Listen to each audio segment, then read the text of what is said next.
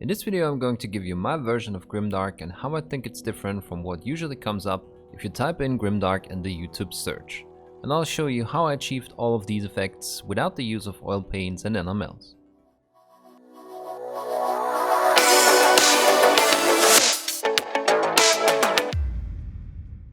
What's up, fellow pigment pushers? Grimdark can mean a lot of things. It all depends on the context and of course artistic interpretation. But let me give you my view on Grimdark and my interpretation in the context of miniature painting. Grimdark painting has often been referred to as not needing a lot of skill, which is something I disagree on.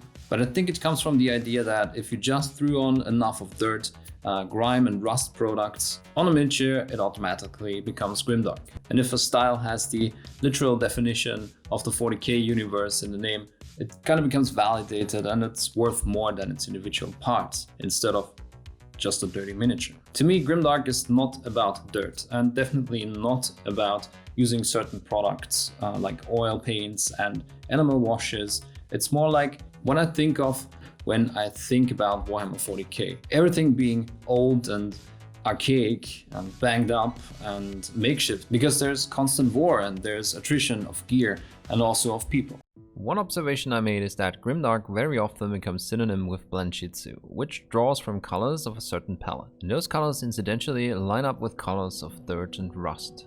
Beige white because it stains up nicely, red and red-brown and sepia tones. But using that palette alone, in my opinion, does not automatically make something Grimdark. John Blanchy himself said that he's inspired a lot by colors that Rembrandt was using in a lot of his work, and you can clearly see that.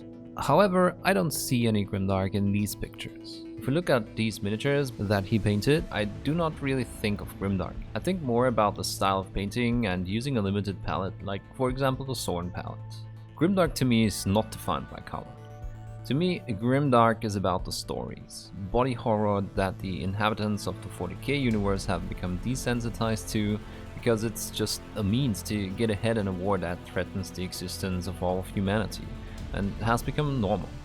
So how do you visualize this and transfer it onto miniatures, especially Space Marines? Just like 20th century tanks, formidable war machines would dirt up and gather dust and degrade under the stress of battle, I figure so would even the prime war machines of the Imperium. So in that way, Grimdark becomes a form of realism. The same way that tanks in war don't look fresh out of the factory, but not just a little banged up, but massively stressed and visibly under strain because of the constant impacts and traces of battle. Of course, the final product is just going to borrow a tiny bit from realism, a tiny bit from what is considered Grimdark, and I'm going to try to make something new, and I'm going to try to create my interpretation of the theme. In that way, it's neither realism nor Grimdark. So I tried to find a way to represent all of that, and I'm going to walk you through all of the experiments and trial of error process that it took me to realize the vision I had. I went into this with a rough idea, which was having all armor panels look better than stressed and fading towards the edges. And I knew I had to have some element of irregularity in the final color, something you would traditionally maybe do with the Sol technique in scale modeling. But as you know by now, I like to paint my minis in the truest sense, and by that I mean using my brush as much as possible. However, sponges are neat for doing exactly what I was looking for. As you can see, they leave a more or less unpredictable pattern of coverage and non-coverage, I guess. When applying the first layer with Rhinoxide over black, the goal was to find a nice base to work off of, which means an irregular layer of brown and some black occasionally still shining through. Contrary to belief, I rarely have everything figured out when I start a new project, and additionally I love to experiment with things I never tried. So this was a possibility to find out how to create this weathered look and texture I was aiming for, and I decided to try two different approaches. On the first leg I used an older brush that did not just hold one tip anymore, but more like 5 of them. And this allows me to apply the color really fast, but I also have more control over where the bulk of the paint goes and which areas I cover. The individual dots are also relatively small, and looking at it, I think I really like that result. But let's have a go on the second leg with just a sponge. This is definitely a little faster, and I think I like the patterns too, but it doesn't quite set up a consistent layer in the areas I later want to cover with brighter color. So comparing the two, I think sponging is definitely faster, while stippling with a brush will give you the most control. For my purposes, doing the initial patterns with a sponge and putting in a little extra coverage with the brush seemed to be the way to go. And because I get this question a lot in the comments, I'll give you my thoughts on how to speed this up even more towards the end of the video. Right now I'm still learning the quirks of this myself, so we might as well be patient. I continued with a pure layer of Mephiston Red, and I covered the bigger areas with the sponge, and wherever I couldn't properly reach or use the effect of the sponge properly, I switched to stippling by brush. At this point I also tried to find a way to restore some of the darker edges if I covered too much area, and I found out that it's pretty effective and simple to just stipple on a mix of Rhinoxide and black over these areas to make them darker again. One word about using a sponge for painting. Just like with a brush, you have to prepare the paint and the amount of paint you put on your tool. You also don't use the same nozzle size and amount of thinner and PSI for everything while you airbrush. You vary these things and you adapt to the situation. So here you want to get rid of some paint but not everything. Looking at this example here, the initial amount will probably be too much, and at the end the sponge leaves too little paint behind. So we have to find an acceptable balance that works exactly for the situation. And while the smaller specks are great for chipping, or in our case doing a bit of cleanup, we need more coverage to build the bulk of our layers. I think this is a great example for how miniature painting techniques can almost never be copy-paste solutions, and why thinking in techniques is often counterproductive. How would you call what I do with the sponge? Is it the sponge technique? Do we not think of sponge chipping when we talk about the sponge technique? But this does not look like sponge chipping at all, because we use way more paint.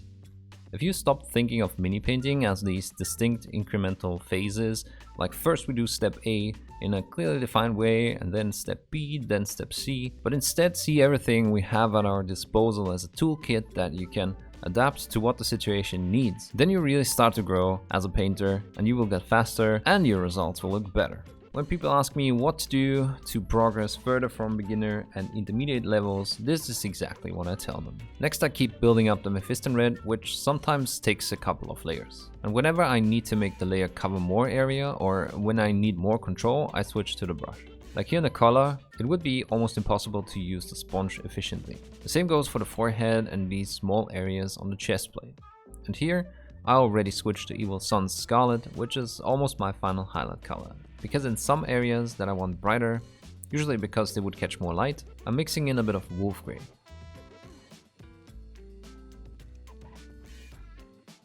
I use this mix to stipple on highlights on higher up areas, like for example the round knee part or apex points of curved structures. And where else I want more contrast.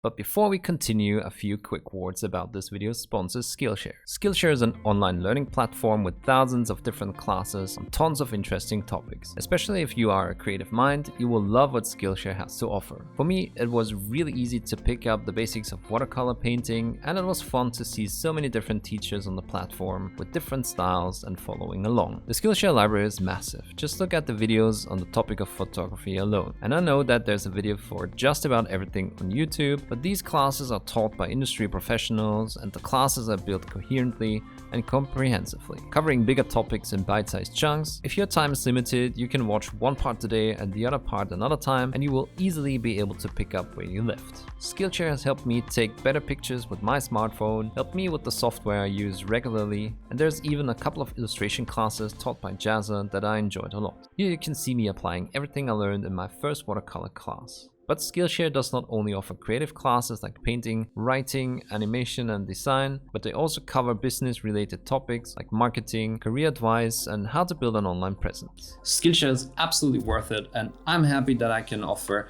full access to the website to the first 1,000 people that use the link in the description.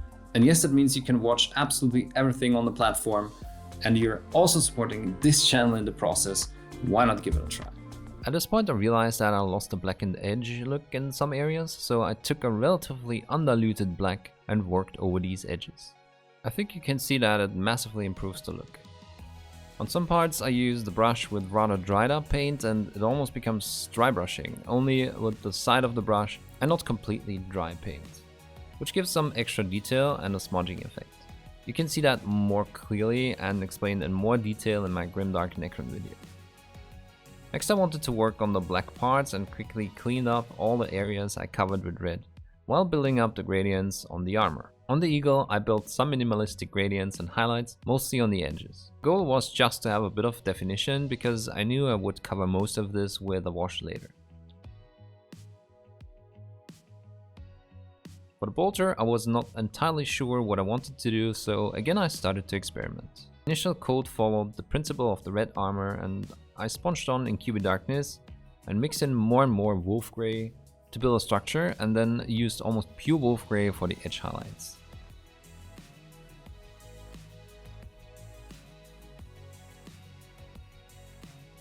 Then I dulled down everything with 2 thin layers of Agric Earth Shade, which really dulls down everything, so I went over the edge highlights again. And in a very similar way, I built a few rough highlights on the armor trims.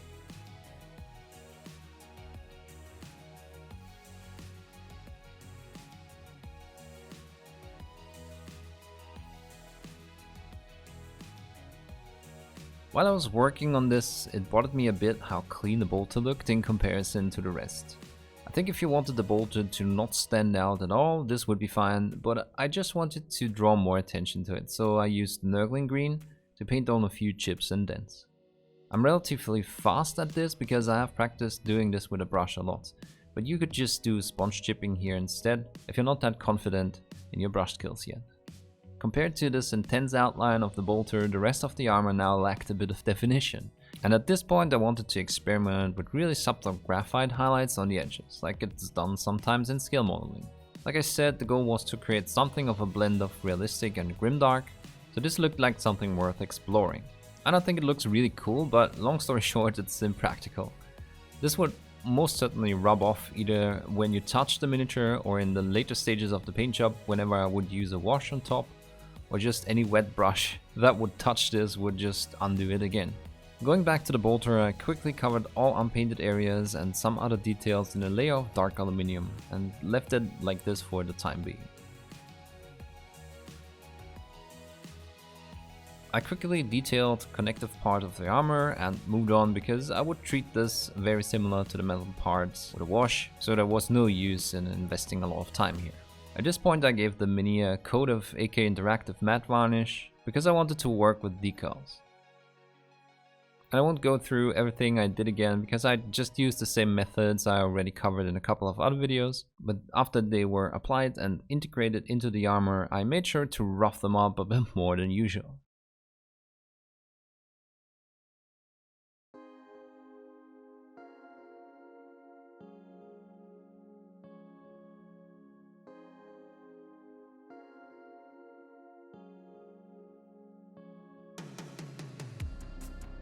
And I also redid the metal edges, because as you can see they got dulled down too much because the matte varnish just dissolved and muddied the graphite layers.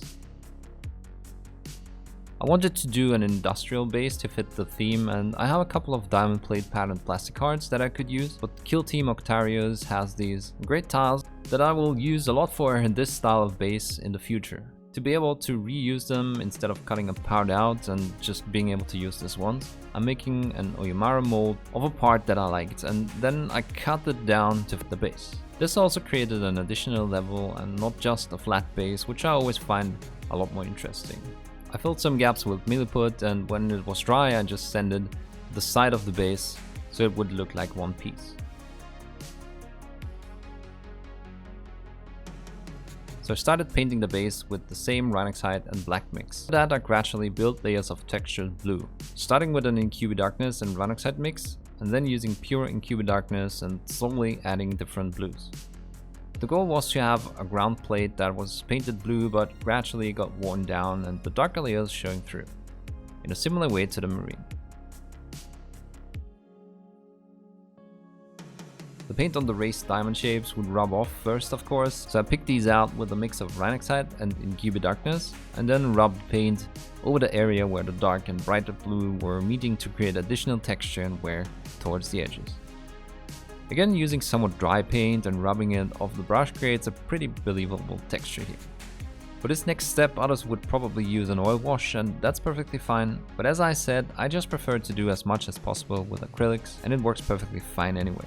I'm using a mix of burnt umber ink and scrag brown to create brown discolorations and to draw all effects together. Adding more and more scrag brown and applying a few layers covering less area, we can simulate rust spots in the recesses or around the bolts or wherever else water would collect. Picking out the edges with a bit of metallic paint and some last pure scrag brown layers finishes the base.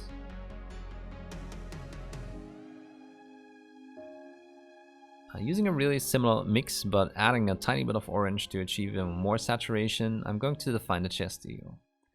And here I don't necessarily imagine this being rust, but rather some discoloration of the alloy that it's made of. And as a stylistic choice, it helps to create black edges on the rest of the eagle, which fits with the rest of the theme. Ultimately, it's just a way to create visual interest, and for me it looks pretty good. What else do we need? I mixed in more and more scrag brown and a little orange and made sure the washes stayed in the recesses to achieve these dark edges that I later could apply some metallics to.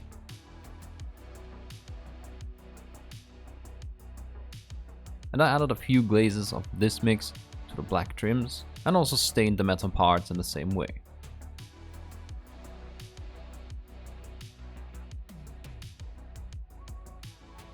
I also realized that the white skull on the knee pad looked a bit one-dimensional, so I was giving it a layer of color towards the lower area to add a bit of a shade color.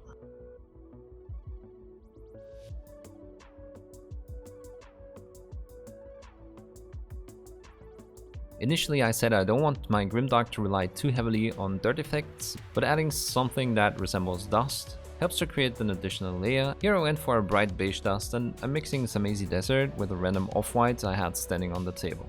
After I checked my consistency, I just went ahead and let it run into recesses, because this is where we expect dirt to collect more undisturbed. Then using very diluted layers of paint, I built a couple of layers over the feet.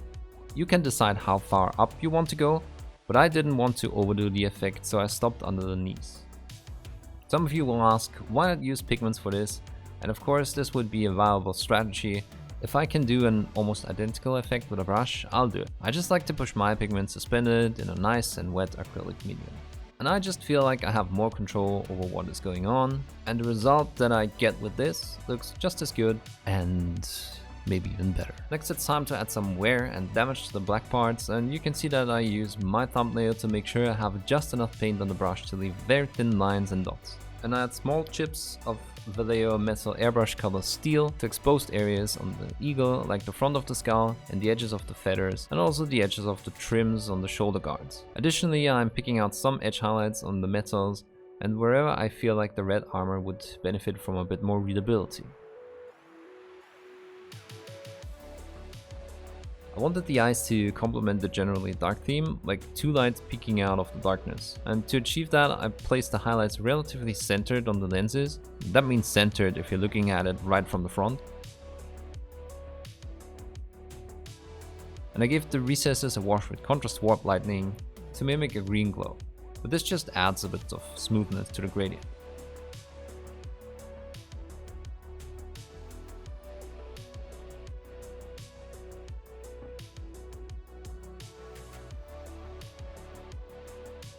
Then I painted a reflection on the edge below with the brightest place in the middle corresponding to the position of the highlight on the lens.